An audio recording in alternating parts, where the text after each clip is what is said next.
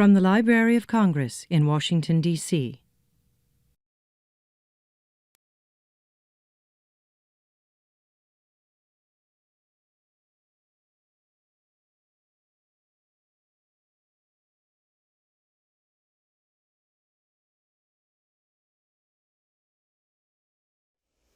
I'm Anne McLean from the Library of Congress Music Division. I'm talking with Richard Egarr, and we are delighted to be presenting him tonight in a program of English Keyboard Masters. Thank you for taking the time to come and look at some of our treasures. Oh, it's more than a pleasure. It's an absolute joy to see this stuff, really. Fantastic. Thank you for allowing me in. This afternoon we're glad to have a little time to look through treasures like some Handel scores and later on the Bach French suites made by Bach's son-in-law, Johann Christoph Altnikol. So we wanted to look at things that involve some interests of yours currently. And then maybe just start though with, since you love opera and vocal music, let's start by looking quickly at a very rare item that we have with true historic significance. And that is the first print of what they call the first opera, what it's called today, the first opera, Jacopo Peri's Euridice. I mean, it's just extraordinary. No matter how many times you see things online, there's nothing that beats seeing the real thing. I mean, this is 1600. It's the birth of opera and, if you like, the Baroque era, the whole new aesthetic of music being about the line, the expressivity of the line, accompanied by a very simple chordal bass, this whole attitude of getting away from the complex polyphony of Palestrina and that whole sort of mess of the ears and sort of to something which is so direct and just working from the text and from the emotion which is in the text.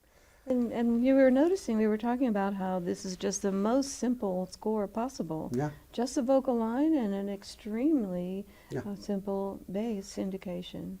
No, it's fabulous. I mean, and it just shows you how that shift is made very simply. The bass is really just simple bass notes, one bass note for bars and bars, with the voice doing what it needs to represent what's going on in the text. And would this have been, say, chitarrone? Depending on where it was done. I mean, different cities had different, certainly by the middle of the 17th century, had different ideas about what you included in the continuo group. But basically, the ideal was something which was a very simple chordal playing instrument. So for the tenor voice, as Caccini says, it would be the theorbo, the chitarrone. Of course, the harpsichord is part of that family. It was considered one of the chordal resonant instruments, and that's a very important thing for the family, not just that they were chordal instruments, but that they were resonant instruments. Because certainly if you think of the harp, the basic sound of the harp is very resonant. There was no idea of stopping the sound like modern harpists do. They like to stop the sound a lot, but the harp just rings on. And certainly in the music by Kapsberger and people like that working in Rome, you often see fingerings, and even in Renaissance lute music, fingerings, and certainly early 17th century French lute music, fingerings specifically designed, and on the gamba too, to create special kind of resonances so that it's not dry. And so that's very important for the approach to playing the harpsichord as well. We often, and I certainly often hear the harpsichord played very dryly, and it just irritates me when I hear that, because that's not how it's supposed to be. So it's very, so yes, the chordal instruments, the resonant instruments would be the harp. At this time, certainly would be the harp, the lutes, and the harpsichords. The organ is a sustaining instrument, so that's a very different kind of machine. You could, I suppose, include the lirone, but again, that's a sustaining instrument. The lirone it's just that people like using it in this repertoire. It's a sort of bowed drony chordal playing instrument. But again, that's a sort of funny mix of both the lute style instrument and a sort of fake organ, if you like, as well. But basically, yes, it's just simple chords and this wonderfully expressive new idea about writing out these melodic lines. It's a bit like Sprechstimme. Well, Actually, one of my great friends, Jed Wentzman, I don't know whether I've come across, Yes, he says that he loves performances, most of this thing, when people would almost vomit the lines out. You know, it has that kind of expressivity. It has everything. This music has absolutely represent all the passions and all the emotions that were in the text. Trying to evoke Greek tragedy Absolutely, or recreate it, yeah. Yes. and you mentioned Caccini. I know that this printer, Giorgio Mariscotti, had published Le Nuove Musiche in 1602. So that, this was a treatise of great significance. What was the basis of that idea? It's the same as the same thing, based on just a simple chordal playing instruments with a very expressive text to often to quite simple songs, but. Of course, don't forget that the whole idea of ornamentation, even though this in this print you can see there's a lot of stuff written out for the voice. It's quite specific to the rhythms.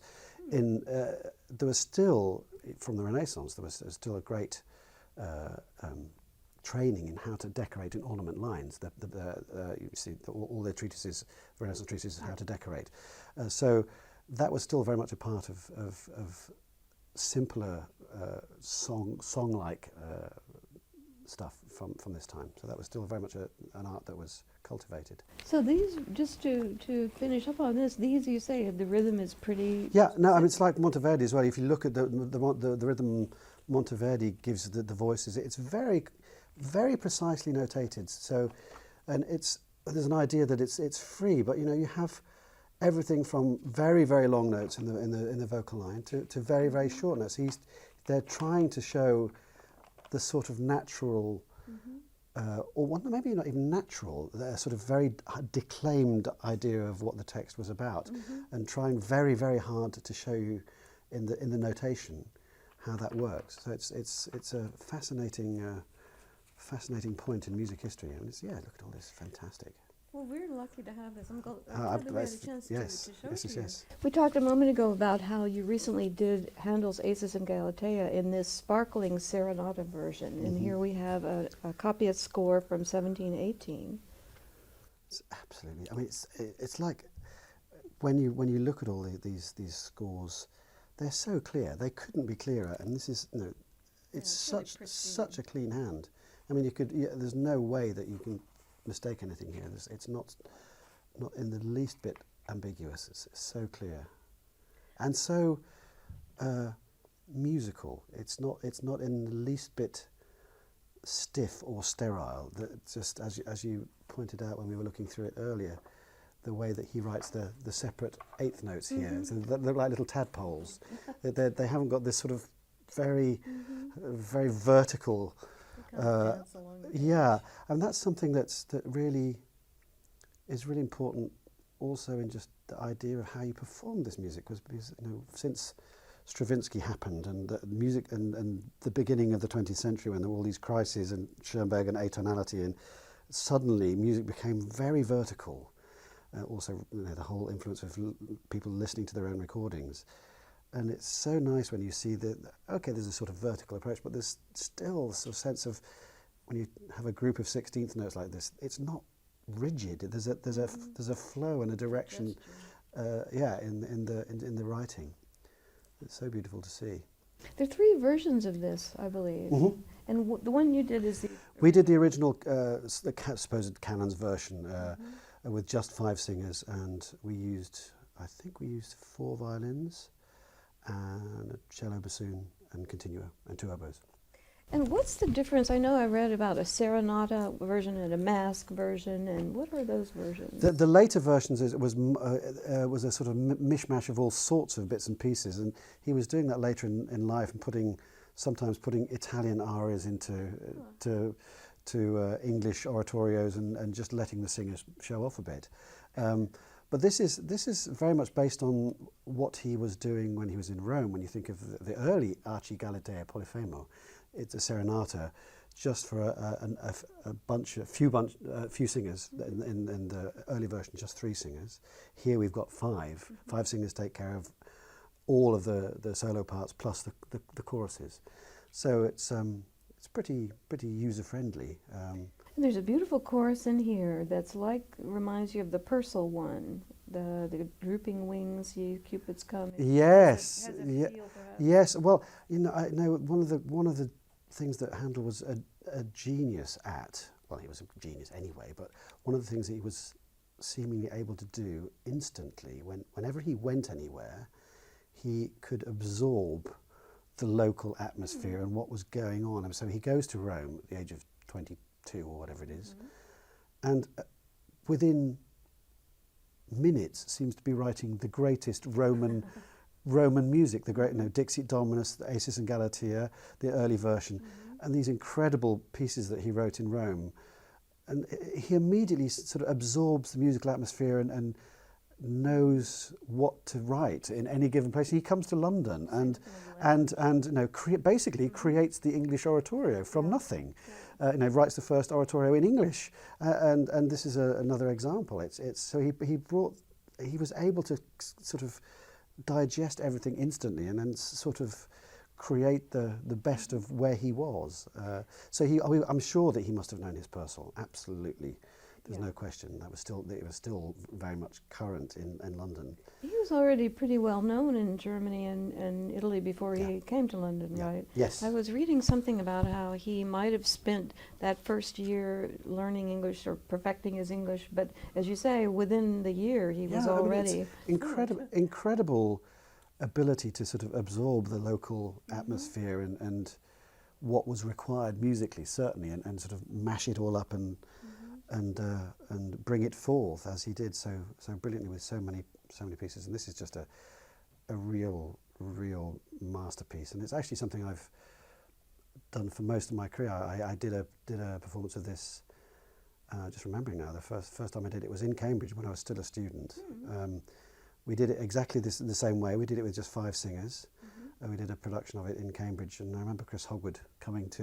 It was a production with sheep on wheels. I seem to remember. So it's been with me most of my Baroque career, this piece. So I was very, very, very happy to see this amazingly beautiful score. Well, you know, when you come back sometime, there are 7 or 8 of these. It's kind of beautifully bound. Of course, today we've had it bound here, but beautifully created.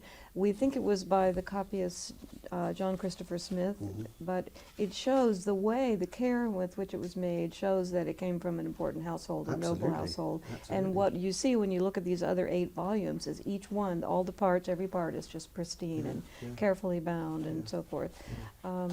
And so I was looking at this and I was thinking about how it continues to resonate, and then I was finding out that Mozart created parts for this. He orchestrated. He did, yes. In fact, I remember that first time that we did it. We had parts. The parts that we used were still infected with I think it was a Clifford Bartlett edition. And he produces fantastic stuff, but I think some of the Mozart managed to creep through into the parts that we got. So yes, I mean Mozart was a huge fan of Handel, as was Beethoven, of course, as well. I mean, Handel was a great influence on. He did several of these. Yeah, there's an Alexander's Fifth. Yes, absolutely. There's lots, and of course Messiah, the orchestration of Messiah as well. So yes, he knew his Handel very, very, very much so. And Mendelssohn apparently arranged this for a large set of forces for the Berlin Singakademie, and his sister wrote the libretto. Right. Retranslated, I should say, the libretto. So having looked at this, which comes from a ducal household, I guess, from Duke of Chandos. Yes. Then let's look at a document that probably was a working theater one. So this is a fairly recent collection edition, This is a fairly recent addition to the music division's collections. It contains excerpts of 8 Handel operas, and the reason I thought it might be a working theater piece is something that impresarios would use. It. See, it has sort of the best of. Excellent. Yeah. Mashing it up, absolutely. And it's quite interesting because it contains a number of things that are unique. It's an interesting document because it gives us some early sources on some operas that are not still so well known. Right. So, for example, it's significant source for studying early versions of Orlando, which is the first one that you see, first opera that you see in here. And then Ezio. And also there's some lesser known operas in here too. There's one by Leonardo Vinci, without the da, no da Vinci, but just Vinci, around 1732, Catone in Utica. I don't know that one. So that's a source that really sort of isn't out there. Yeah, absolutely. And then there's one, I was going to ask you, this one says Wenceslaus, it's a pasticcio by Hasse, Porpora, and Vinci.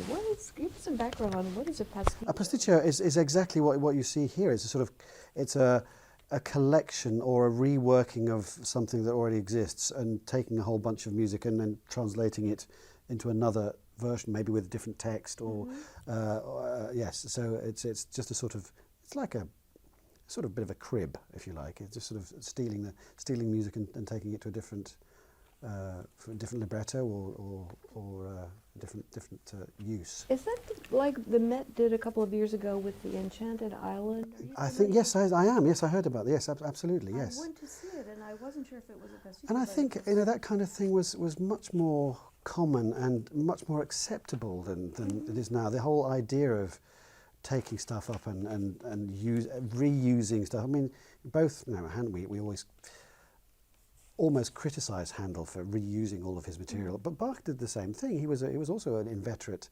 borrower from himself. So, you know, the idea of taking someone else's theme, you know, Handel's often accused of, especially his harpsichord music, of you know, stealing themes from Mattheson or whoever it is. It wasn't a problem then. They didn't see it as stealing. It was almost a sort of acknowledgement of somebody's influence. Yeah, and so we have a sort of slightly skewed idea about that kind of thing. So the idea of, you know, mashing together, making an opera from all sorts of bits and pieces was something that was, it was perfectly acceptable. This page has some, it's interesting, there's some red figures and corrections and so on. So what kinds of things do you see that show anything about the period to us?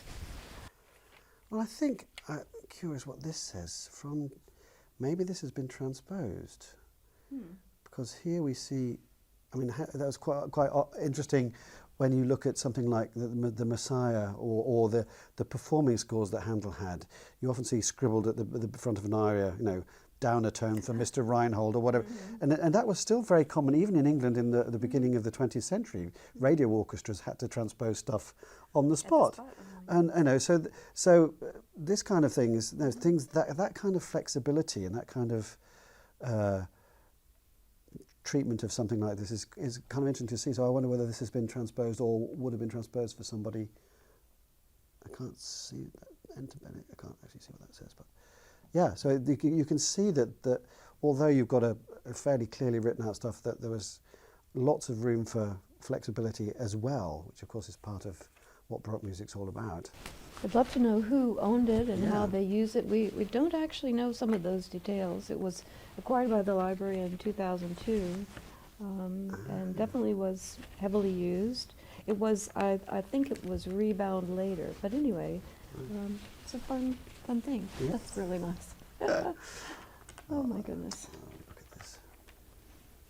So I know that you recorded Mozart Concerti both as a performer and as a player and as a conductor. So it's fun to show you this one, Concerti di Cembalo, from 1776, B flat major, K238.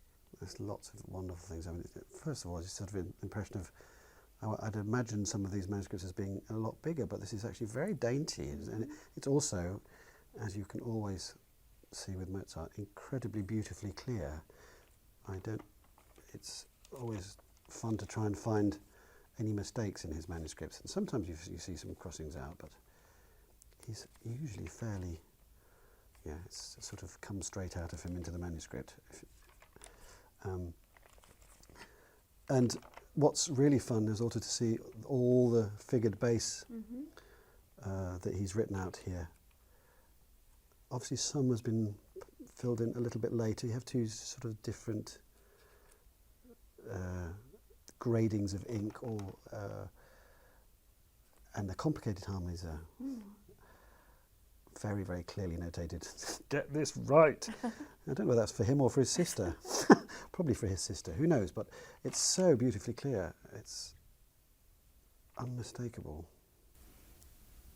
This comes from the Whittall Collection of scores and manuscripts that we had given to the library by the same patron who donated the Stradivari instruments and the Whittall Pavilion, which is a room there kept in. And you've probably seen those.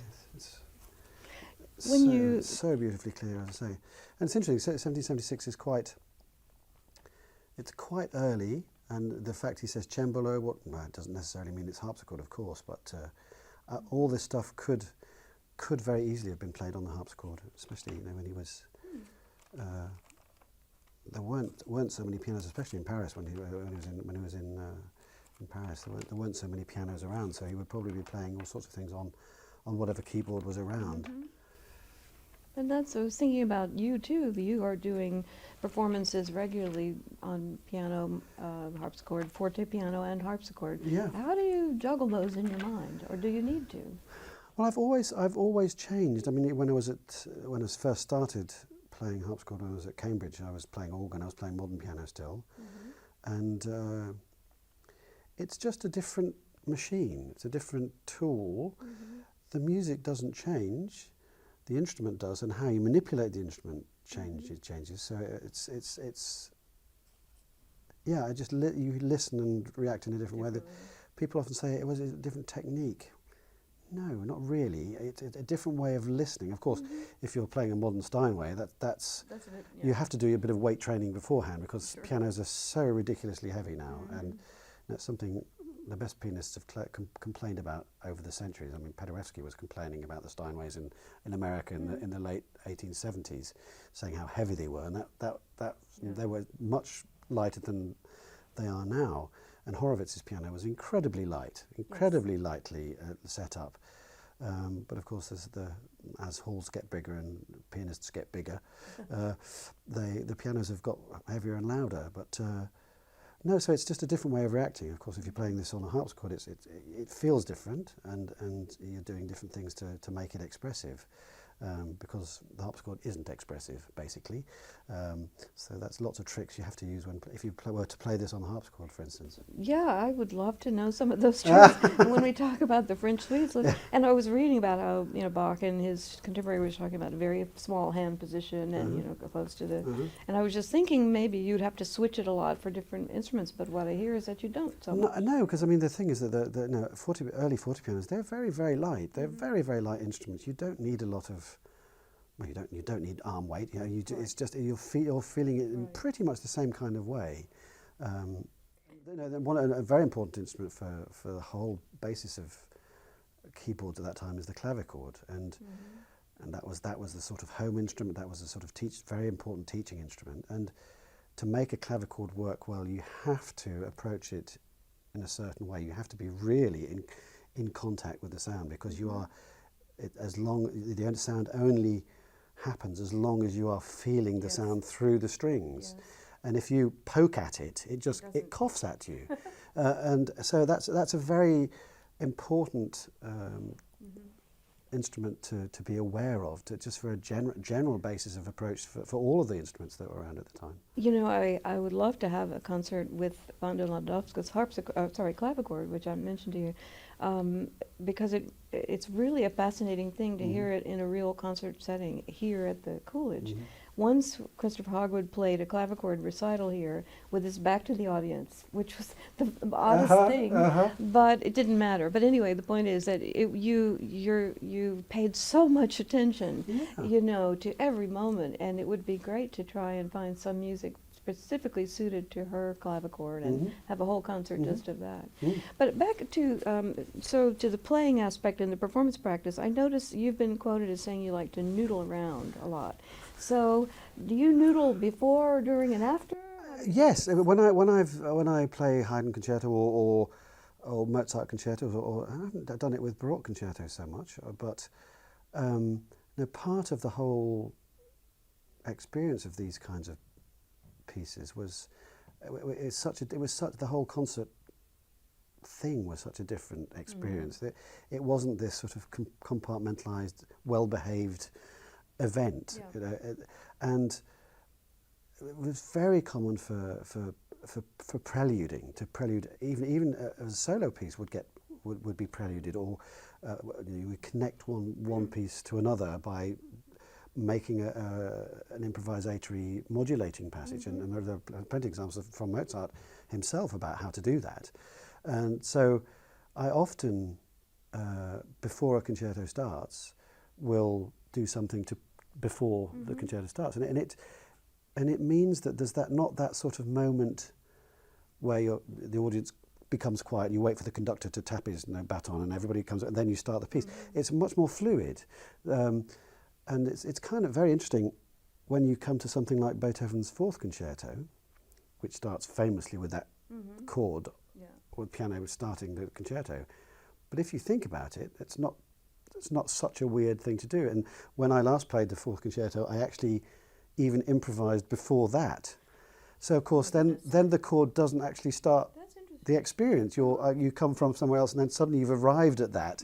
So it's when you accept that was a sort of normal thing that was going on in concerts, and often between first and second movements, I would do a connection as well. Or did you get any people saying, what are you doing? Or nowadays, no one is even that crabby? They're not, because I usually prepare an audience for that kind of thing, because it's important to do that. Otherwise, people might get upset. Yeah. So it most audiences do react very well to that, because it makes it feel incredibly different. And very intimate. Exactly, yes. Exactly. It becomes a much more interactive and friendly experience, actually. Yes. So it's sort of like a little intonazione type of thing. Yeah. Right before. I mean, even there's some lovely preludes by Clara Schumann to some of Robert's individual pieces from the Fantasiestücke. Yeah, Really? yeah, She yeah. wrote them for that when yes. she performed them. Yeah. That's fun. Thank you for Yeah. sharing No, that. there's so that whole even in the 19th century, the recital was a much more fluid thing, and that even carried on to the 20th century, when you have pianists like Joseph Hoffmann, and even Horowitz would sometimes play a few preparatory chords before he launched into a piece. So that's sort of something that's changed very radically over the last 100 years. It's fun to talk about this as we look at these different keyboard pieces, and maybe tonight we'll talk a little bit more about them. Oh, look at this. Lovely. They also, actually, this is quite interesting. It's a very Bachian hand somehow, isn't it? It just. Let me set this up, and then we'll go right in, just for the video stuff. So going on to the French suites now, J.S. Bach French suites. You have a stunning discography of all the Bach works, including the Well-Timbered Clavier, Goldberg Variations, Italian Concerto, and so on, including those two Bach harpsichord concerti transcribed from Vivaldi. So it's exciting to look at this score, this manuscript by Bach's son-in-law, and it's so tiny and kind of adorable. What's your reaction beautiful. to seeing it here? Well, I mean, it's as I said earlier. I mean, it's just such a fascinating privilege to see these manuscripts, and it is utterly beautifully written out and utterly readable. I mean, as they played from this, and it's it's much more expressive than any modern edition. There's a sense of, even this is a little stiffer than others, but there's still a sense of the music in the writing out of it. So I noticed earlier that when you get to the G major jig, which is a very busy piece, it's all, the first half of it is busily written out and compressed onto one page, so the page turn works. And that's another consideration which certainly 17th, 18th and 19th century, both printers and manuscripts have in common. The page turns always work. But it's just so lovely to see how, with what care and beauty this is all written out. Very, very, very beautifully done. When you think about this, especially since I know you've recorded recently the French suites in just a stunning recording, How do you place these suites, BWV 812 to 817, in the context of Bach's magisterial keyboard writings in his late 30s? Well, I just find they're sort of more intimate. They're smaller scale. Somehow it just feels like this was written for the home. This was written for the kids, written for the wives. It's sort of family intimate music, and it's beautifully expressive that way. It's not big, demonstrative virtuosity like you get in the English suites and the partitas, certainly. It's just very, very, and I can imagine this working beautifully on the clavichord. I mean, I'm sure that this stuff was played on the clavichord as well. So that kind of intimacy is very much, even with something like the G major, which is the most sort of outgoing and most perky, if you like. It's still, something like the saraband is so wonderfully intimate and expressive. So I think that's the overriding characteristic I get from this set. The family connection is so extremely right, because as you know, this was Bach copied in 3 or 4 of these into his second wife's little book, Klavierbuchlein. And that is still remaining an important source for the material. And I was fascinated to read about how these were constantly revised, and he, for his students, many sources, and in rotation among a lot of people. And so how did this go? I think that, of course, it's a musicological nightmare. But again, that having done early versions of both the John and the Matthew Passion, you can see that he was an inveterate tinkerer. This idea that we liked perhaps to have a little bit in the 70s and 80s, that there was some truth about a piece and to get to the urtext, it just wasn't part of the way that they thought about a piece. Okay, there's a sort of, we'll take something like the Matthew Passion, there's a version that we know and love, but if you go back to the early version, you can see that there's some. I actually, in some ways, prefer it to the later version. It's sort of slightly more raw, and you can see that in the later version he's filling in all sorts of, he's decorating things more, and that there's the implication there that maybe it was even decorated the first time around, that he didn't write out all. There's all sorts of implications when you see the various layers that come in later versions, and it's a little bit like, something. If you take something, the whole attitude, something like a Corelli violin sonata. We have the ornaments supposedly from Corelli, but we also have many other sets of ornaments by other violinists, and that's very important. Corelli would have been absolutely incensed if another professional, if you like, violinist had have played his ornaments. He would have expected any half-decent Baroque musician would be expected to make their own ornaments. And of course those are published to give an example of how you can possibly do it. But and that's something that's the idea that an individual would treat a Bach suite or something and take it as their own and add their own decorations to it. And there's nothing wrong with that. There's a sort of idea that you mustn't over-ornament Bach because it's all there, and it's that you just play what's there. And some people get very offended if you ornament Bach, and I just do not understand that. It's just not part of the way that a musician at that time would have thought. Well, I know what you mean. I was reading some of the sources for this study of this, and they were talking about how you develop taste. And I wanted to ask you, how does a modern player develop taste for ornamentation? I think you try all the different versions of for instance, the very different kind of ornamentation you find in certain of the suites, and you can see to what extent people ornamented. So there are 2 examples in the English suites as well, where you have very highly decorated right hand lines for some of the movements. So the idea of highly decorating something is not a problem. We have examples of that from Bach himself. So the idea that you should just play what's there is somehow just kind of contrary to that whole aesthetic and way of thinking. Oh, the fifth one has a Bach, the saraband. He has his own figure. Is that in this? Let's see. I don't know.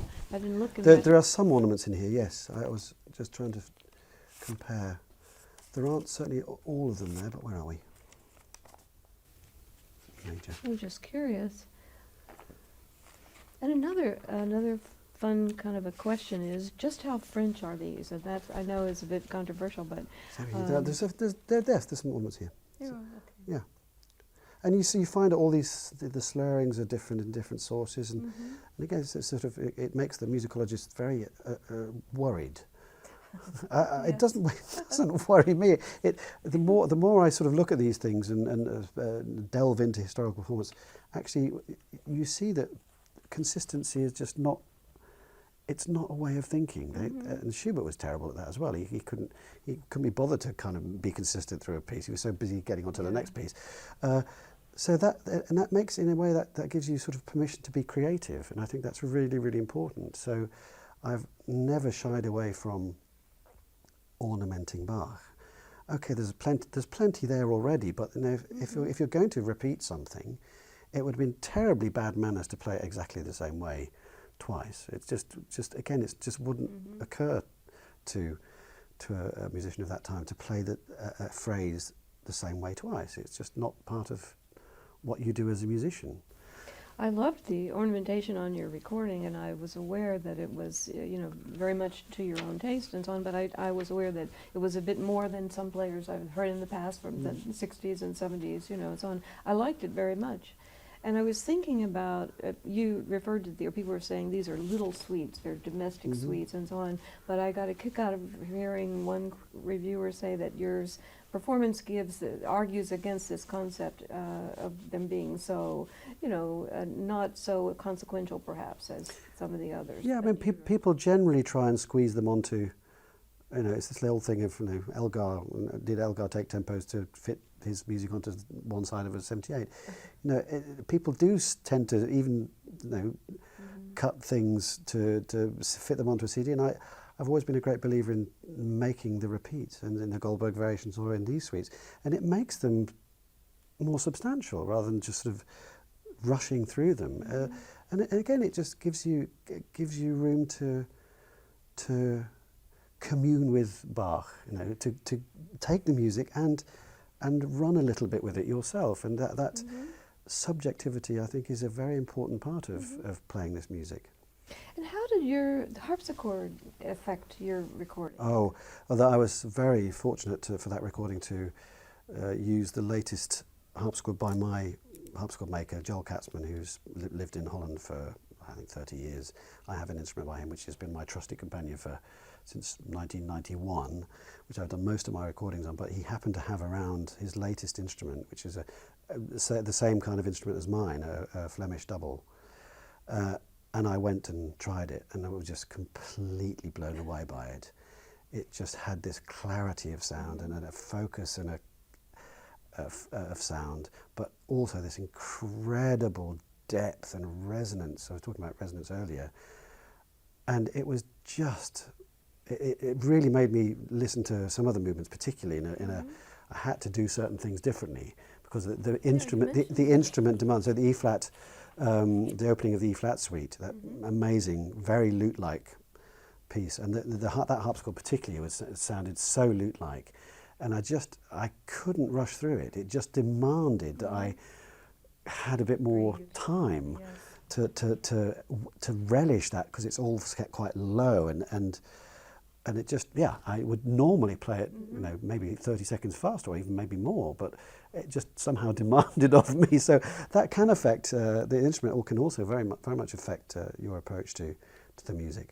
It's interesting because on the recording, it really strikes you right away that this is a powerfully expressive instrument. Yeah. And harpsichords can be, as we know, kind of dry if it's not a good instrument. But no, instantly. Well, I say my whole approach to the harpsichord is this whole idea that it is a resonant instrument, to try and create that very resonant lute-like quality, which it has. And that instrument was really quite extraordinary. It's now in Japan, unfortunately. So maybe I could use it when I'm in Japan next, but yes, but it was a really special instrument. These were never published, I believe, and neither were the English suites. No, they weren't, and that's it's a pity, and we don't even have a manuscript from him. They're all. I mean, I think in the English suites, the entire English suites, there are 7 bars of manuscript from J.S. Bach Really? himself in the G minor prelude. Yeah, so it's without that, you have to rely on all these secondary sources and then somehow come to a decision about which bit or bits you're going to use. Yes, how you talk about the performer having the luxury of making his own performing edition. How did you choose yours? Well, again, you just trawl through these various different versions, and some people would say you should use one source, and that's certainly a point of view. I find that a little bit too restrictive. So I use bits of this one and bits of others, and so I think again that the fact that there are these differences, I don't view that as a problem. I find it inspiring. Yes. Well, it's exciting for us to be able to look at it with you because you know many of the sources. And I was going to ask you about the variants that you recorded at the end of your recording of these. I did 2 or 3 versions of the C minor Courant.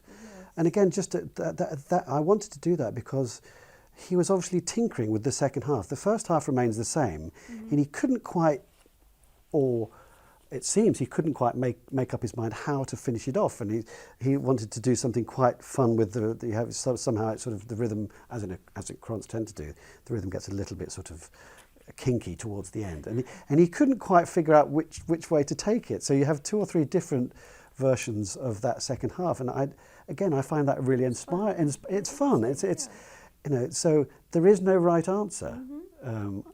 I feel, and it's not something we should be embarrassed about.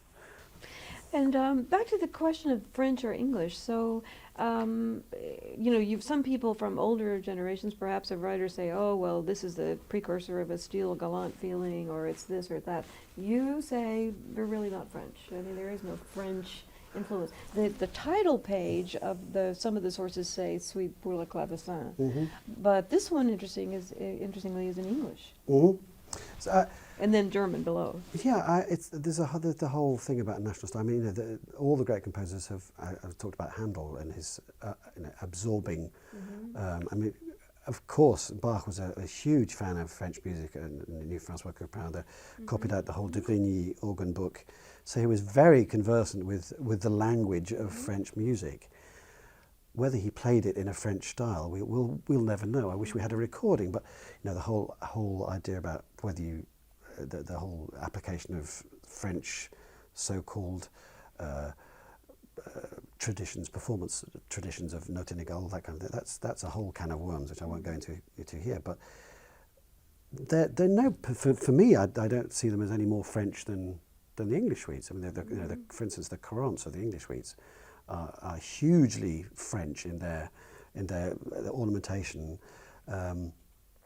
Something like the jig of the first suite, the first French suite in D minor, which is written out very much in a German style, where it's written out in 4/4, as a lot of Froberger jigs are. So and then people attempt to tripletize them. I'm afraid I can't, in all good faith, do that, because I don't believe that's what we can. Again, that's an argument for later time, if you like, but. No, I very much believe that the composers actually wrote pretty much what they wanted, because as you can see, the jig from the D minor, written out in 4/4, the notation is very, very, very precise. Oh, very, yeah. And if you start messing around and tripletizing it it destroys all of that that precision of notation. Well, this is not the one I was thinking with the fugue. This is different.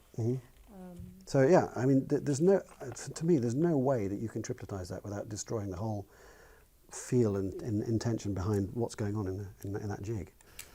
Well, I want to start you on your way to the concert hall here. I don't want to keep you so much, but it's very interesting to talk about these variants and the nationalities that you see through here, and think about why Bach and his contemporaries wrote that suites were an all-purpose ecumenical teaching tool because of getting in all these influences. And here you encounter polonaises, which are a figure of the time. I don't know what a lure is. A laureate. Now, this is you have a famous laureate in the E major partita.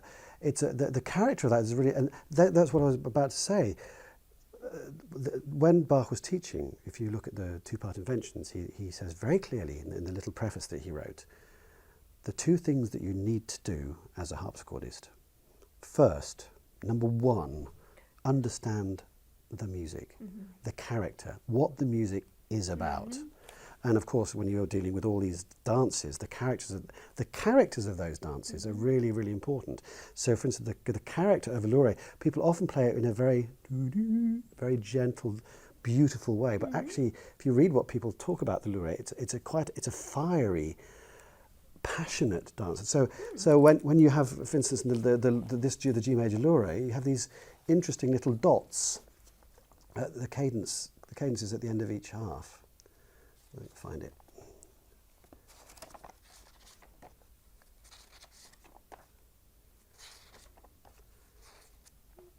You see? I see. Which means, you see? Oh, I didn't notice yeah. So I say, if people play this very beautifully, then they play. But these dots, to me, if you think of it in a sort of quite passionate and not quiet, but something that's passionate, these become very lifted, passionate.